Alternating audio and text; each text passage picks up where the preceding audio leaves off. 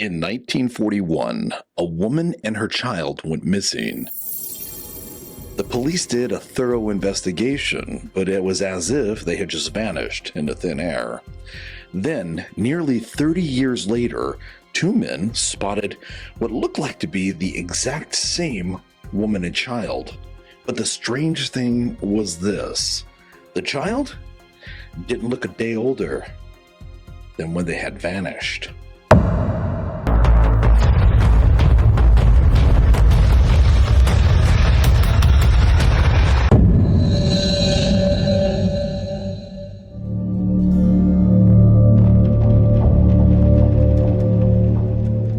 Stick with us, because later in this video, we're going to take a look at the Layla Bryan case.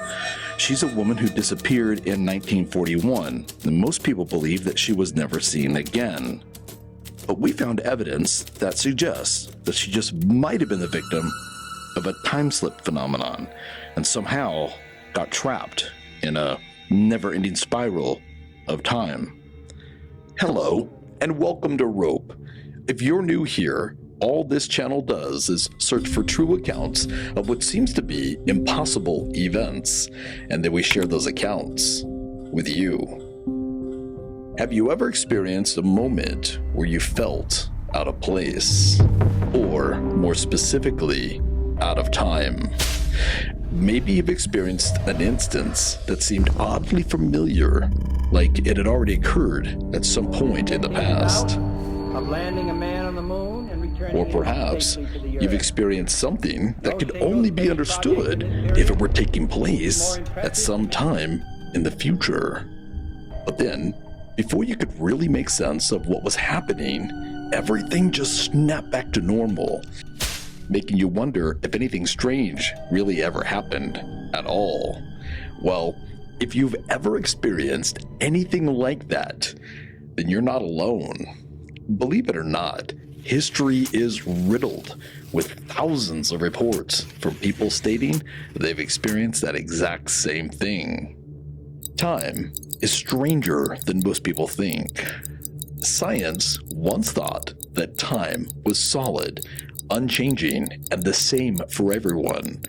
But then Einstein came along with his theories of relativity, and suddenly time went from this immutable building block of nature to something that fluctuates for everyone and on a constant basis. Best-selling author and theoretical physicist Brian Greene demonstrated that no one is ever in the same time frame as anyone else. Whenever someone moves, just by the act of moving itself, that person is displaced in time, basically becoming a time traveler. It may sound crazy, but it's true. He or she is either just a tiny bit into the future or a tiny bit into the past. And the only reason why people don't notice this little bit of time travel is because it is so minuscule. It's actually less than trillionths of a second, but it is real. And it's been verified in the laboratory. Could this new understanding of time explain things like time slips?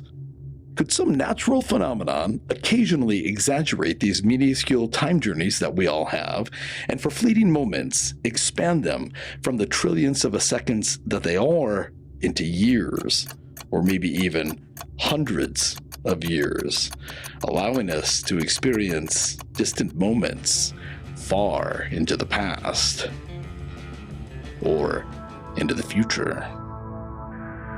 In this video, we're going to explore the possibility that every once in a while, people actually do experience slips through time. And we'll do this by sharing two separate but very well documented accounts. The first account comes to us directly from investigator and author Colin Parsons. He met with a couple named Malcolm and Evelyn. He asked them a lot of questions, and he cross-referenced their answers.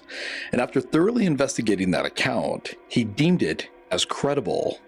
Malcolm's story is amazing. He's adamant that he was temporarily transported to a banquet in ancient Rome. While investigating that account, Colin Parsons was able to obtain a direct quote from Malcolm, where Malcolm described in detail what it was like to experience this time slip to ancient Rome. And when we get there, we'll share that quote with you. Our second account comes from a brand new take on a missing persons case from 1941. We believe that we are the very first to connect the dots and suggest that this disappearance just might have been caused by a time slip phenomenon. And when we get there, we'll share our theory with eyewitness testimony to back it up. And then, of course, as we always do, we'll check in with Amy in our Fact or Fiction section at the very end of the video. Amy found some very interesting research that seems to suggest that there's a connection with the time slip phenomenons and inclement weather. You'll definitely want to hear what she has to say. Our first account took place in Surrey, England in 1986.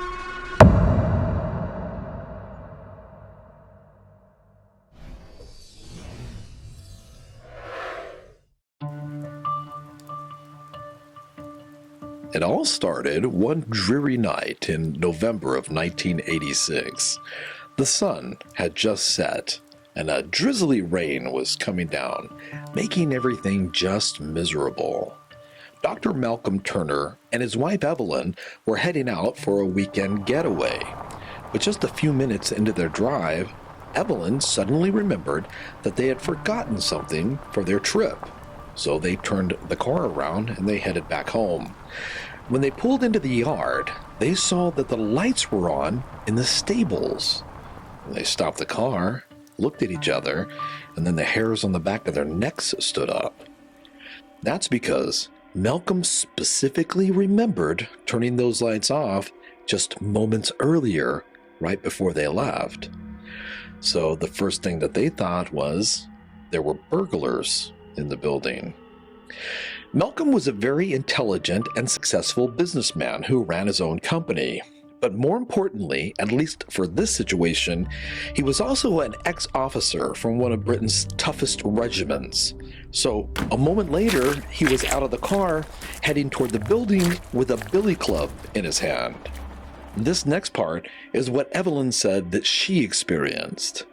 As soon as her husband was out of the car, she was overcome with a sense of anxiety.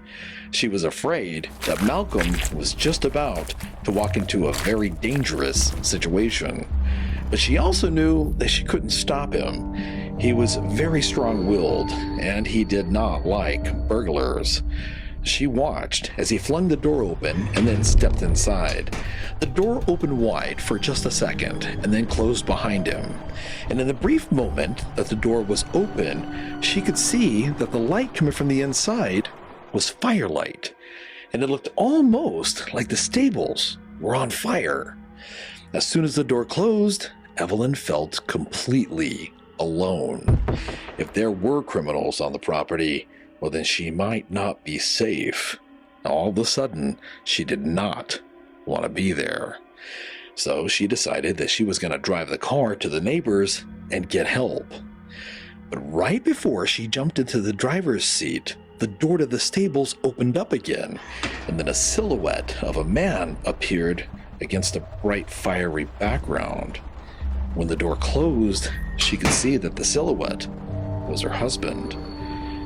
He'd only been gone a couple of seconds, but now, as he stood there alone, he looked like he was in complete shock. Instinctively, she got out of the car and she ran up to him. And when she got right up next to her husband, she was overwhelmed with a very powerful, unfamiliar odor. And she could also hear faint, what sounded like live music coming from the stables. But a moment later, the odor was gone and the night was silent. Malcolm was in a daze and he wasn't responding to anything that she was saying. So she carefully walked him into the house and then picked up the phone to call emergency services. And that is when he spoke. His words were strong and certain, but his expression was deep and contemplative. He told her to hang up the phone and to sit down, that he had something to tell her. Confused, she hung up the phone and sat down and waited. But he didn't speak right away. Instead, still in this deep thought, he went to the liquor cabinet and poured 2 whiskeys, one for him and one for her. And then he told her that what he had to say was going to sound absolutely ridiculous and impossible. But he made her promise that she would listen until he was completely finished. Now, remember, this whole account comes to us from investigator and author Colin Parsons. He claims that he actually went out and he met with this couple. He said that he investigated them thoroughly, and he said that the following quote was retold to him while he was there doing this interview.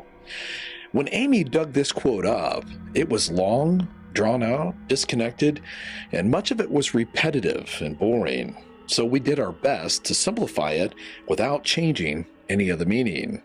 This is what Malcolm said happened. I opened the door to the stables, expecting to find a bunch of drug-crazed hippies. But at first, all I saw was a brilliant firelight. And then a moment later, tiny shimmering dots began to materialize all over the place. The dots slowly coalesced, and the scene suddenly became clear. It was like a lot of objects coming into focus under a microscope. 1 second it was a hopeless blur, and the next it was sharp and distinct. There were people everywhere, and it was very loud. Everyone was jovial and the energy was festive, like a big celebration. It was bizarre though, because many of them were completely naked, while others were dressed or half-dressed. Some of them were even dressed in what looked like ancient Roman armor. They were drinking from an assortment of pots and cups, and the whole place was lit by an immense fire and dozens of torches. Malcolm was confused, and at first, he just could not accept what he was seeing. There was no way that this was somehow a real Roman celebration. It had to be intruders engaging in some type of bizarre costume party. How they got there, set up so quickly, he didn't have a clue. But he was going to put a stop to it, and he was going to do it now. So he prepared for a confrontation, and then he went to the closest person to him. He said that he shouted at the guy to close it down and get the hell out, but the man did not respond. So Malcolm said that he got right up in the man's face, and he shouted even louder, but the man just sat there, staring forward, completely oblivious to Malcolm. He didn't acknowledge me at all, so I went up to grab him by the shoulder and shake him. But my hand just passed right through him, as if there was nothing there. I like to think I'm pretty tough, but I cannot explain the feeling I got when that happened. It didn't make any sense. And at that instant, I was truly afraid. The moment felt surreal. This wasn't some bizarre costume party. This was something I couldn't understand. After this, Malcolm stopped, and he took a good look around, and he began to notice things that he hadn't seen at first. Things that couldn't possibly have been set up in such a short amount of time. There were great racks of weapons, cauldrons of steaming food, large murals painted on the walls. I looked closer at the people who were clothed, and I know I'm not expert, but their clothing and armor looked to be authentic classic Roman clothing to me. The armor had breastplates and shoulder plates, shin plates, plumed helmets. Malcolm's mind was blown, and he took several steps backwards in complete confusion. And then he looked up. The place was much, much bigger than his modest stables. And in that instance, he was overcome with the knowledge that somehow he had been transported back to ancient Rome, and he was witnessing a real Roman celebration. And then suddenly, he became more curious then afraid, and he just started examining everything. I looked closely at the racked swords and vats of ale, or whatever it was, and jugs of wine, and great stewing pots. Everything was so detailed, down to the hand stitching on the clothing. Touch seemed to be the only sense I was deprived of, because I could smell, see, and hear everything. One thing that I thought was strange is that Malcolm later said that the one thing that got to him was the odor. He said it was horrendous. He said it was super strong, and he had to constantly fight to keep from vomiting.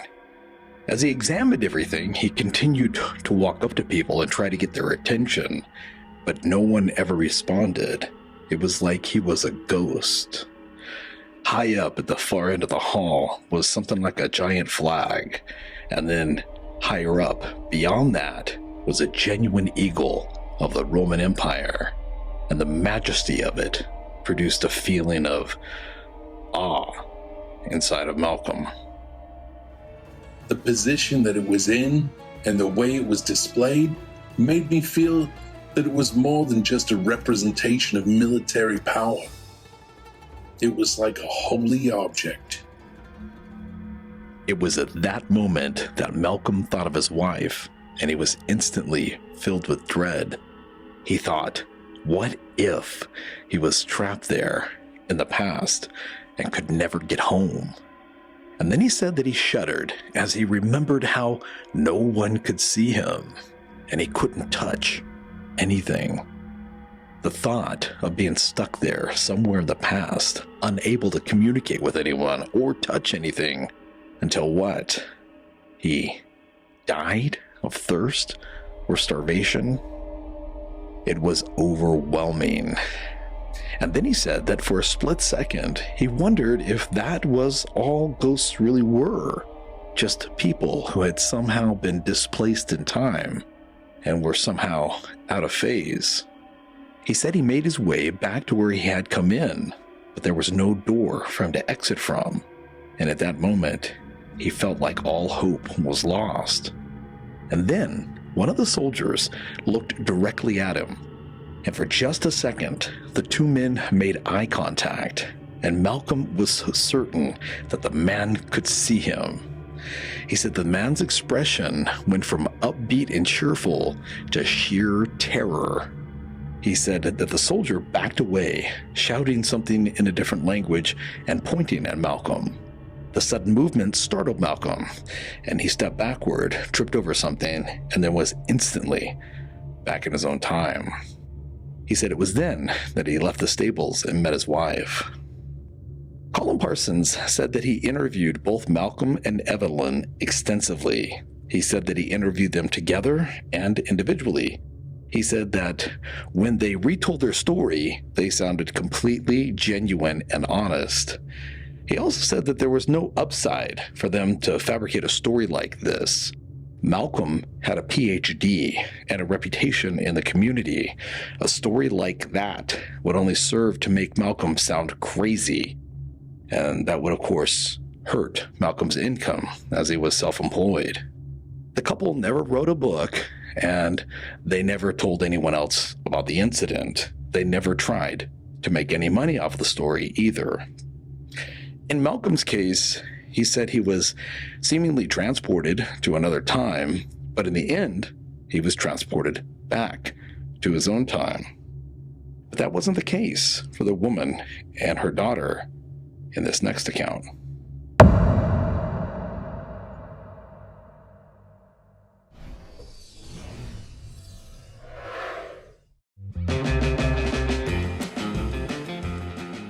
It was the early 1940s, and the world was a very different place. The Great Depression had just come to an end, and a Second World War was looming on the horizon.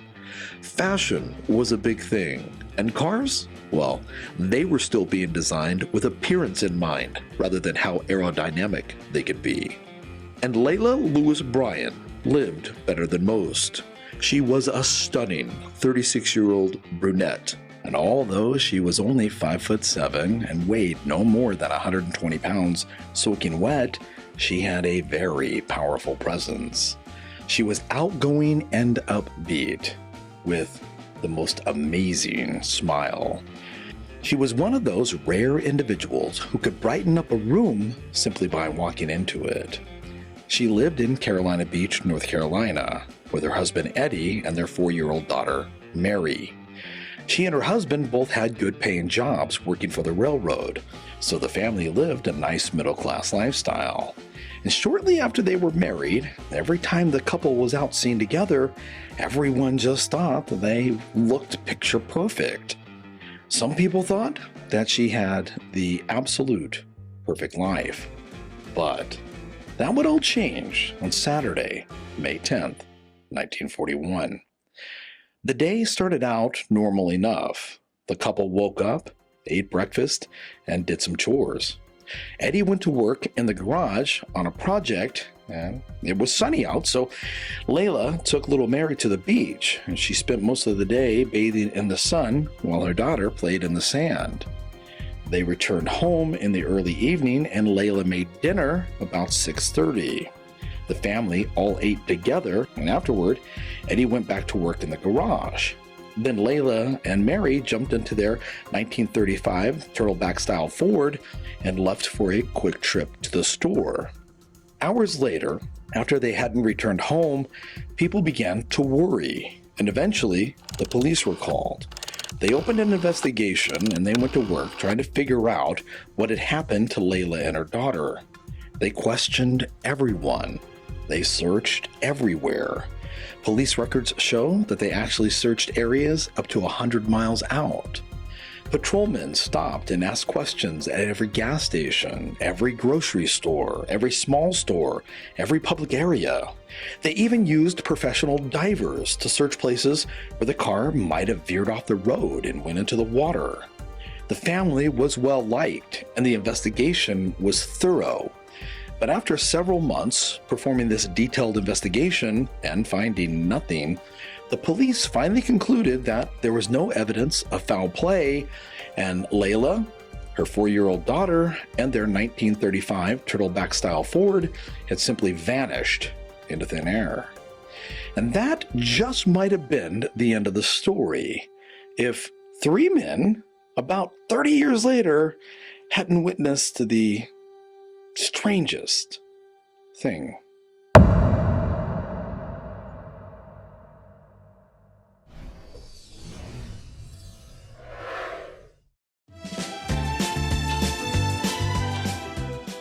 October 20th, 1969 was a beautiful Monday with fluffy white clouds and a bright blue sky.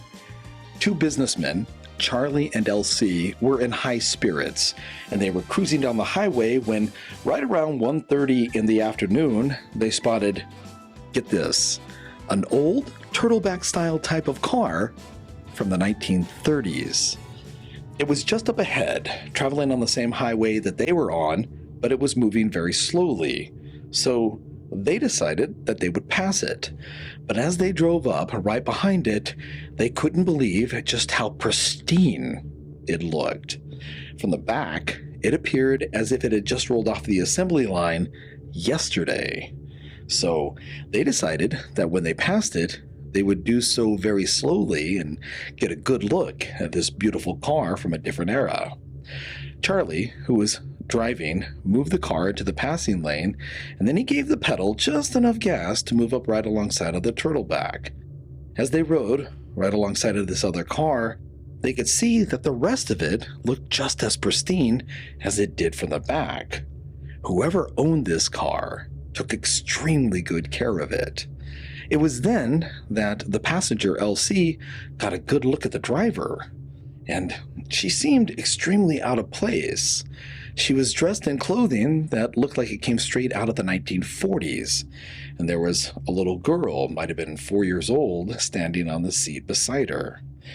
That looked a little strange, her being from the 1940s, but then things got even stranger. As he looked closer, he saw the woman's face. She was focusing intently on the road ahead of her, and at first it seemed like she didn't see the men that were passing. But what was so odd was her expression. She appeared to be in a state of utter panic, as if something traumatic were happening to her at that very moment. So concerned, the two men wanted to help. Charlie kept the car paced right alongside of hers, and LC shouted out the window asking the woman if she needed any help. And keeping her eyes solidly fixed on the road in front of her, the woman nodded affirmatively. So LC shouted for her to pull over, and after a bit of confusion, she did. And as she was doing so, Charlie drove up and pulled over just ahead of her. And he stopped, turned off the car. And just as he and LC were about to get out, they looked back, and they couldn't believe their eyes. The car was gone. Now, this was an open highway, and there was absolutely nowhere for that car to go, yet it and its occupants were gone. As the two men were sitting there trying to puzzle this out, another car pulled up behind them. Now, this is the part that gets extremely weird. The driver of this new car got out and he ran up to Charlie's window, and he asked the men if they saw what had just happened. They said that they saw that the car is not there anymore, and then he told them his experience. He said that he was following behind them when he saw that they drove up on that old-style car from the 1930s. He said that he watched as they drove alongside that car for a moment. He said that he saw them pull over to the side of the road, Charlie up ahead of the other car. And then he said that he couldn't understand what exactly happened next. He said that as he was looking directly at that older style car from the 1930s, it just vanished before his very eyes.